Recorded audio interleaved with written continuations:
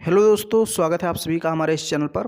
तो मैं आपको पढ़ा रहा था राष्ट्रीय गौरव, पर्यावरण एवं मानवाधिकार, जो कि अनिवार्य प्रश्न पत्र होता है। तो मैंने इसमें 3 टॉपिक आपको बताए थे, राष्ट्रीय गौरव, पर्यावरण एवं मानवाधिकार। तो 2 टॉपिक आपके कंप्लीट हो चुके हैं, राष्ट्रीय गौरव, पर्यावरण, और अब मैं पढ़ा रहा हूँ मानवाधिकार। एक वीडियो मैं इस पर बना भी चुका हूँ। ओके, तो मानवाधिकार की क्लासेस 3-4 क्लासेस और आएंगी, फिर ये आपका टोटल कंप्लीट हो जाएगा। तो चलिए हम लोग शुरू करते हैं जहाँ से हम लोगों ने छोड़ा था। प्रश्नों के माध्यम से मैं आपको ये टॉपिक पढ़ा रहा हूँ। 707 नंबर प्रश्न से आज हम लोग को करना है। 706 तक मैंने करा दिया था। ओके, तो शुरू करने से पहले एक बात बता दूं कि जैसा कि आप सभी को पता है कि हमारा एक नया चैनल है ऑनलाइन स्टडी बाय विशंबर।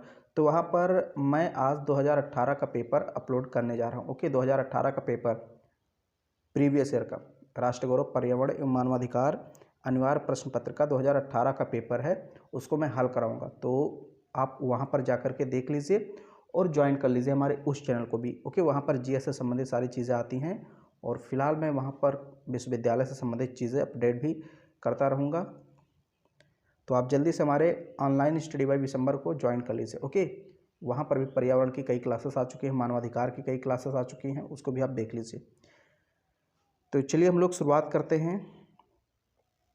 पहला प्रश्न आज का है। ओके, टोटल अगर देखें तो 707 नंबर का प्रश्न है, लेकिन आज का है पहला प्रश्न है अंतर्राष्ट्रीय कानून और राज्यों के पारस्परिक व्यवहारों का नियमन करने के लिए कानून है, ये किसने कहा? तो ये आपको थोड़ा सा रटना पड़ेगा। ओके, क्योंकि इसमें कोई कॉन्सेप्ट है नहीं। तो नियमन, आपको एक वर्ड याद रखना है, नियमन। व्यवहारों का नियमन अगर कहीं आ जाए तो आपको तुरंत टिक कर देना है हैलक पर। ओके, ऑप्शन बी आपका सही होगा, हैलक। बाकी यहाँ पर ये जो आपके ऑप्शन हैं गलत होंगे। ओके, तीनों ऑप्शन आपके गलत हैं, ये आपका हैलक वाला सही है। तो ऐसे आपको याद करना पड़ेगा कि कहीं हमको दिख जाए क्वेश्चन में व्यवहारों का नियमन, तो तुरंत आपको हैलक से कनेक्ट कर देना है। अगला प्रश्न है a modern of law of nation 1948। तो ये किसकी रचना है? ओके, इस पुस्तक के लेखक कौन है? ए हॉल, बी फिलिप्स गैसप, सी स्टॉक, डी ह्वेनसॉन्ग। तो a modern of law nation 1948, ये जो रचना है ये है सी गैसप की, यानी फिलिप्स गैसप। ऑप्शन बी आपका सही होगा। ये 3 क्वेश्चन बहुत इंपॉर्टेंट है और तीनों में से कम 2 प्रश्न तो आपके आने के चांस बनते हैं। एक तो आएगा ही निश्चित है, इन तीनों में से हर बार आता है। ओके, तो आप लोग इसको याद रखिए 3 प्रश्न, और ये 3 प्रश्न थोड़े से लेखक से संबंधित हैं। अंतर्राष्ट्रीय कानून एक जीवित तथा विकसित होने वाली संस्था है, यह किसने कहा? अब देखिए ये भी आ गया। अंतर्राष्ट्रीय कानून एक जीवित तथा विकसित होने वाली संस्था है, किसने कहा? एडवर्ड कॉलिब्स, लॉर्ड चांसलर मैके, लॉरेंस मैचून। यहाँ पर 4 ऑप्शन दिए हैं, तो 4 ऑप्शन में से आपका जो ऑप्शन बी है सही होगा। ओके, लॉर्ड चांसलर मैके। तो यहाँ देखिए ये तीनों का ऑप्शन बी होगा। यहाँ पर भी आपका हैलक है, जो कि पारस्परिक व्यवहारों के नियमन से संबंधित है, हैलक ऑप्शन बी। फिर आप देखिए a modern of law of nation 1948, यहाँ पर भी आपका ऑप्शन बी है, फिलिप्स गैसप। और यहाँ पर भी आपका ऑप्शन बी ही है, अंतर्राष्ट्रीय कानून एक जीवित तथा विकसित होने वाली संस्था है, तो चांसलर मैके। इन्हीं तीनों का ऑप्शन बी है। अब यहाँ देखिए 710 नंबर का प्रश्न है, राज्य मानवाधिकार आयोग अपना वार्षिक प्रतिवेदन किसे भेजेगा? मतलब राज्य मानवाधिकार, जैसे मानवाधिकार 3 स्तर पर होता है, राज्य मानवाधिकार वैसे कई स्तर पर हो सकता है, छोटे से बड़े तक, लेकिन बेसिकली 3, एक राज्य, एक राष्ट्र, एक अंतर्राष्ट्रीय। ओके, तो पूछ रहा है राज्य मानवाधिकार आयोग अपना वार्षिक प्रतिवेदन यानी एनुअल रिपोर्ट। ओके, वार्षिक प्रतिवेदन मतलब एनुअल रिपोर्ट, यानी अपनी रिपोर्ट किसे देता है?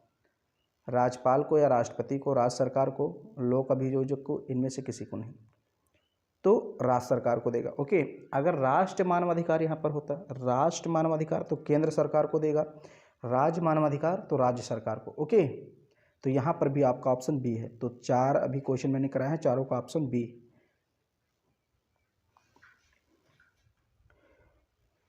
फिर यहाँ अगला प्रश्न है, मानवाधिकार न्यायालय में अभियोजन की कार्रवाई कौन करेगा? अभियोजन की कार्रवाई, ओके, विशेष लोक अभियोजक, सहायक लोक अभियोजक, लोक अभियोजक, उपर्युक्त सभी।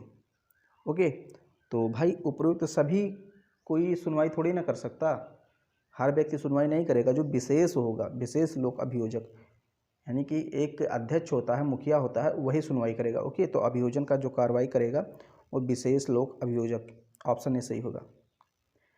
फिर अगला प्रश्न है, अधिनियम की किस धारा के अंतर्गत भारत सरकार को नियम बनाने की शक्ति प्राप्त है। ओके, तो ऑप्शन है 43, 42, 40, 44। तो यहाँ ऑप्शन आपका सी सही होगा। तो ये सारे फैक्ट हैं, ये आपको रटने ही रटने हैं। 2-3 बार पढ़ेंगे आपको ध्यान में आ जाएगा एग्ज़ाम के टाइम में।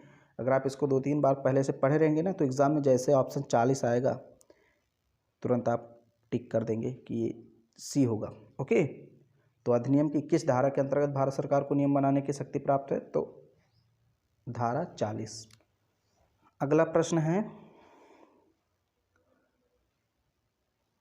मानव अधिकारों की सार्वजनिक घोषणा 1948 में निम्नलिखित में से किसके द्वारा अपनाई गई? संयुक्त राष्ट्र मानवाधिकार आयोग, अंतर्राष्ट्रीय न्यायालय, महासभा द्वारा, आर्थिक एवं सामाजिक परिषद। तो सभी लोग जानते हैं इसका आंसर, 1-2 बार ये प्रश्न आ भी चुका है। ओके, संयुक्त राष्ट्र महासभा। और आप हमारे दूसरे चैनल को जाकर के सब्सक्राइब कर लीजिए, वहाँ मैंने बहुत इंपॉर्टेंट क्लास दी है। ओके, मानवाधिकार पर बहुत इंपॉर्टेंट। डिस्क्रिप्शन में आपको उस चैनल की लिंक भी मिल जाएगी, नए चैनल की। फिर यहाँ पे अगला प्रश्न आपका है, अंतर्राष्ट्रीय विधि का व्युत्पन्न विषय किसे कहा जाता है? अंतर्राष्ट्रीय संगठनों को, विशिष्ट एजेंसियों को, व्यक्तियों को, राज्यों को।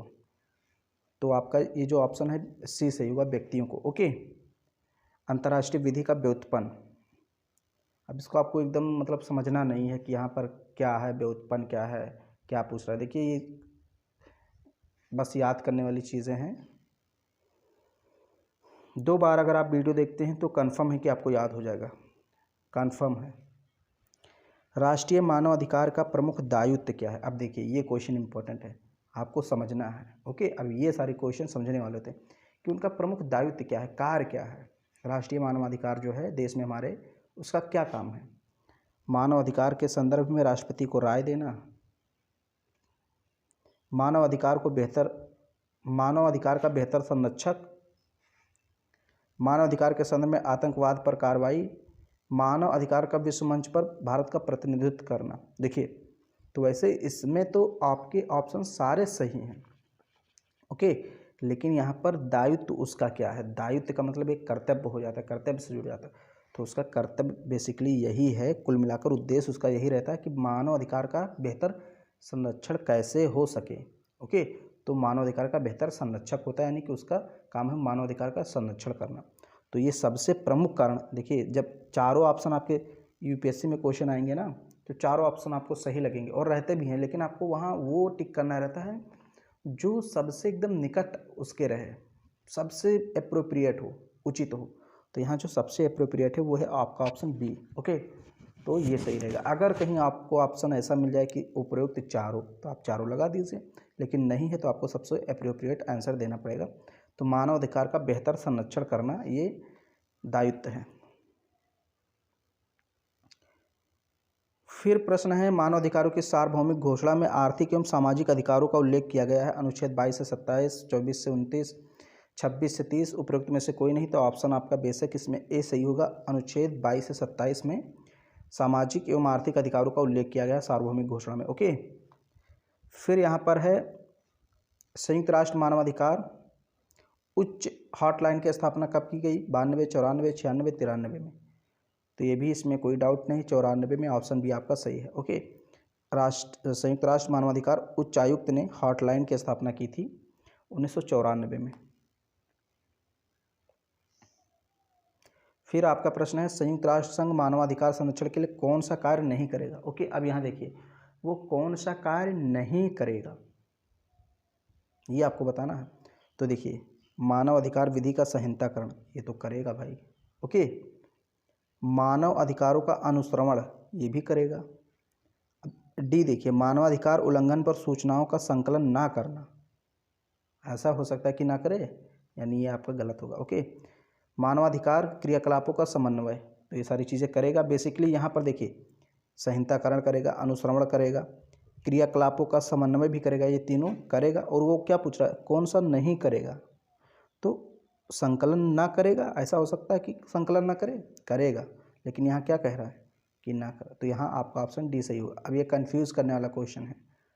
ओके, ये काम वो कभी नहीं करेगा कि ना करे, ऐसा हो ही नहीं सकता ना करे, तो वही तो पूछ रहा है कि ना करता है। ओके, नहीं करता है, तो ये आपका ऑप्शन सही होगा, क्योंकि उसका काम है भाई संकलन करना सूचनाओं का। अगर किसी व्यक्ति के मानवाधिकारों का उल्लंघन हुआ है तो उसका संकलन करना उसका काम है, जबकि यहाँ क्या लिखा है, ना करना। ये प्रश्न बहुत ही अच्छा प्रश्न है और बहुत ही मतलब इम्पोर्टेंट भी है। फ्रैंकलिन डी रूजवेल्ट द्वारा 7 जनवरी 1941 को जारी घोषणा को किस नाम से जाना जाता है? तो पहले ये जान लीजिए कि फ्रैंकलिन डी रूजवेल्ट कौन थे। तो ये अमेरिका की राष्ट्रपति थे दूसरे विश्व युद्ध के दौरान। ओके, जब दूसरा विश्व युद्ध हो रहा था उस समय अमेरिका के राष्ट्रपति फ्रैंकलिन डी रूजवेल्ट थे। तो इन्होंने एक घोषणा जारी किया, अधिकार से संबंधित था घोषणा पत्र, 7 जनवरी 1941 को। तो उसे क्या कहा गया? अंतर्राष्ट्रीय अधिकार कहा गया, पुरुषों की मूल स्वतंत्रता, 4 स्वतंत्रता, इनमें से कोई नहीं। तो उसको कहा गया था for freedom speech. Okay, for freedom यानी कि 4 स्वतंत्रता भाषण। ओके, 4 स्वतंत्रता, यहाँ आपका ऑप्शन सी सही होगा। अगला प्रश्न है, राजनीतिक अधिकारों से क्या समझते हैं, क्या तात्पर्य है? ओके, मतलब आप क्या समझते हैं राजनीतिक अधिकार क्या है? ऑप्शन ए मत देने का अधिकार, सामयिक निर्वाचन में निर्वाचित होने का अधिकार, ऑप्शन बी है। ऑप्शन सी है लोक कार्यों में प्रत्यक्षता या अथवा चयनित प्रतिनिधियों के माध्यम से भाग लेने का अधिकार। उपरोक्त सभी ऑप्शन डी। ओके, तो ऑप्शन डी आपका सही होगा, क्योंकि राजनीतिक अधिकार मत देने का अधिकार है, ये भी राजनीति से संबंधित है। सामयिक निर्वाचन ये भी राजनीति से संबंधित है। यहाँ देखिए, यहाँ पर भी आपका सी वाला भी सही होगा, चयनित प्रतिनिधियों के माध्यम से भाग लेने का अधिकार। तो उपरोक्त सभी आपका ऑप्शन सही होगा। राष्ट्रीय मानवाधिकार की विशेषता है कि वह निष्पक्ष है, स्वतंत्र है, स्वतंत्र एवं निष्पक्ष दोनों, इनमें से कोई नहीं, तो दोनों है। ओके, सी आपका ऑप्शन सही होगा। अब ये प्रश्न थोड़ा सा आपको पढ़ना पड़ेगा क्योंकि यहाँ समझना है।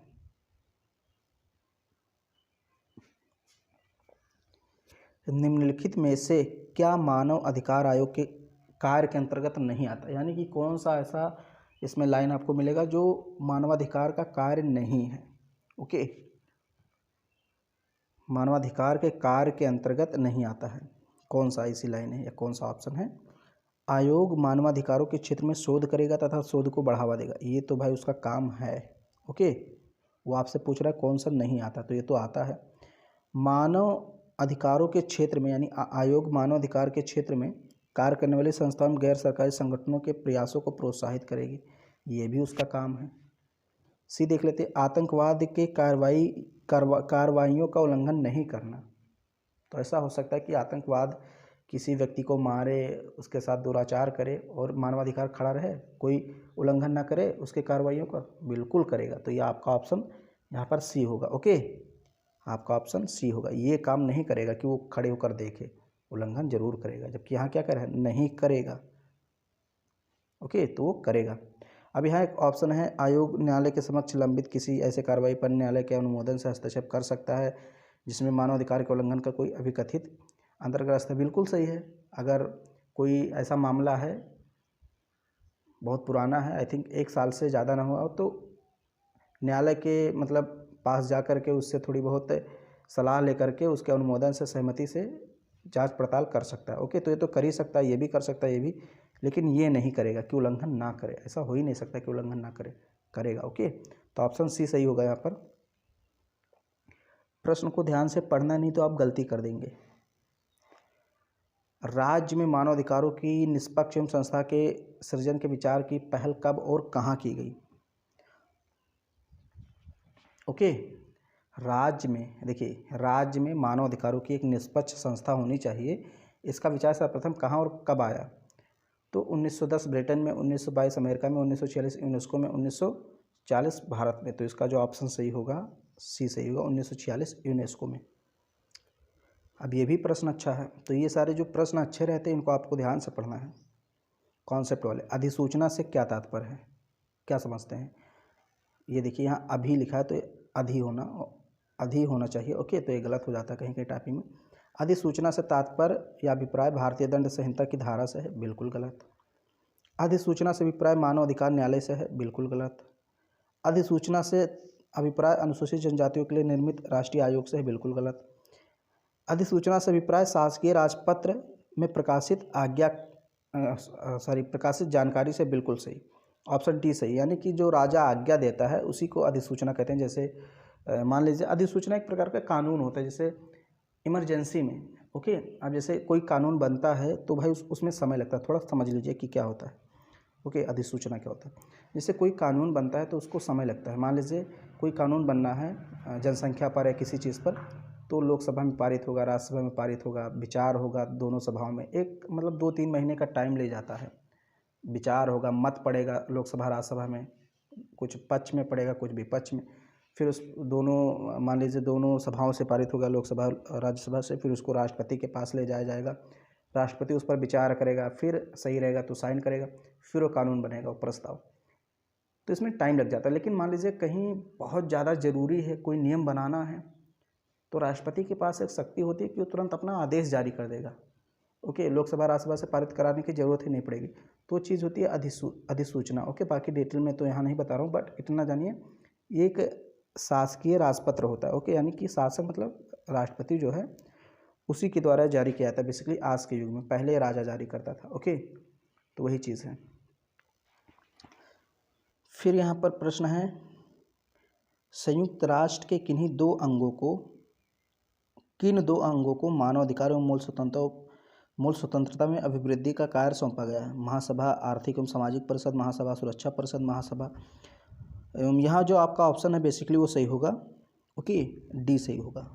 बाकी सारी चीज़ आप पढ़ लीजिए, मैं सही चीज़ आपको यहाँ पर बता दे रहा हूँ। बाकी महासभा आर्थिक एवं सामाजिक परिषद, महासभा एवं सुरक्षा परिषद एवं न्यायधारिता परिषद, ये सारे ऑप्शन आपके गलत होंगे। ऑप्शन आपका डी सही होगा। सचिवालय एवं महासभा, इन्हीं को कार्य सौंपा गया है कि मानवाधिकार और स्वतंत्रता की रक्षा की जाए, उसका अभिवृद्धि जो भी विकास किया जाए, ओके। तो सचिवालय एवं महासभा। आयोग में अध्यक्ष के अलावा कौन अन्य सदस्य नियुक्त करता है? संसद, प्रधानमंत्री, मानव अधिकार आयोग का अध्यक्ष, राष्ट्रपति। तो यहाँ देखिए थोड़ा सा मिस्टेक है, ये लाइन थोड़ी सही नहीं लग रही मुझे। बेसिकली आयोग के सदस्यों को कौन नियुक्त करता है ये प्रश्न होना चाहिए, तो इसमें राष्ट्रपति नियुक्त करता है। आपका ऑप्शन डी सही होगा। लेकिन यहाँ कुछ अलग दिख रहा है, आयोग में अध्यक्ष के अलावा कौन अन्य सदस्य नियुक्त करता है, थोड़ा सा अजीब है। लेकिन ये जानिए कि राष्ट्रपति नियुक्त करता है। अगर नियुक्त की बात आए तो राष्ट्रपति। अब ये इम्पोर्टेंट प्रश्न है, बहुत बहुत बहुत इम्पोर्टेंट है। मानवाधिकार मसौदा संयुक्त राष्ट्र सभा में कब प्रस्तुत किया गया? 9 दिसंबर 1948, 7 दिसंबर 1947, 10 दिसंबर 1948, 8 दिसंबर 1948। 10 दिसंबर 1948 को प्रस्तुत किया गया था, इसीलिए 10 दिसंबर को हम लोग मानवाधिकार दिवस के रूप में मनाते हैं। क्यों? क्योंकि मानवाधिकार मसौदा संयुक्त राष्ट्र सभा में प्रस्तुत किया गया था, उसी दिन पारित हुआ था, ओके। फिर यहाँ प्रश्न है, ये देखिए अब 729 नंबर का। सबसे पहले मानवाधिकार की स्थापना किस देश में हुई थी? सैन फ्रांसिस्को, अमेरिका में, चीन, फ्रांस, भारत, इंग्लैंड। तो शायद मैंने क्वेश्चन आपको करा दिया है एक बार, जो पहला वीडियो उसमें प्रश्न एक बार आया भी था, ओके। तो अमेरिका में की गई थी, सैन फ्रांसिस्को प्रांत में। ऑप्शन ए सही होगा। अब ये प्रश्न आप सोच रहे हो कि मैंने छोड़ क्यों दिया, तो आपको सही चीज़ बताएं कि इस प्रश्न को लेकर थोड़ा सा विवाद है, ओके। क्योंकि इसमें जो, अगर मैं आपको बता दूं कि यहाँ पर आपका ऑप्शन 46 सही होगा, ओके। मेरे ख्याल से जो मेरी राय है, जहाँ तक मेरा सर्च है, 46 आपका सही होना चाहिए कि मानवाधिकार संगठन की स्थापना 46 में हुई थी, ओके। लेकिन गाइड में या किताबों में 45 दिखा रहा है, तो इसलिए मैं आप पर डिपेंड आपके लिए छोड़ता हूँ। आप लोग इसको कमेंट बॉक्स में ज़रूर लिखें, ओके। जो प्रश्न मैं दे देता हूँ वो या तो विवादी रहता है या तो उसके आंसर सही स्पष्ट नहीं रहते, इसलिए मैं देता हूँ ताकि आप लोगों को कहीं ना कहीं से पता चल जाए सही चीज़। आप लोग खोजेंगे, ओके। तो इसका आंसर आपको कमेंट बॉक्स में लिखना कि कौन सा डेट सही होगा, कौन सा ईयर, ओके। तो मैं वही प्रश्न आपको देता हूँ जिस पर मुझे थोड़ा डाउट रहता है, जो मुझे खोजने पर नहीं मिलता है, ताकि आप लोग खोजें। हो सकता है आपके पास किताबें हों, कोई चीज़ हो, तो सही चीज़ आपको मालूम हो जाए। अगर मैं गलत बता दूं अभी कि 49 में, 45 में, 47, 46 जो भी बता दूं तो ठीक नहीं रहेगा। इसलिए आप लोग इसको खोजिए, कमेंट बॉक्स में लिखिए। और दूसरे चैनल पे मॉडल पेपर यानी कि प्रीवियस ईयर पेपर भी अपलोड किए जा रहे हैं, और भी पेपर मुझे मिलेंगे तो हाँ मैं अपलोड करूँगा। ओके, तो आप दूसरे चैनल को ज्वाइन कर लीजिए, ऑनलाइन स्टडी बाय दिसंबर। और मिलते हैं अगले वीडियो में, तब तक के लिए नमस्कार।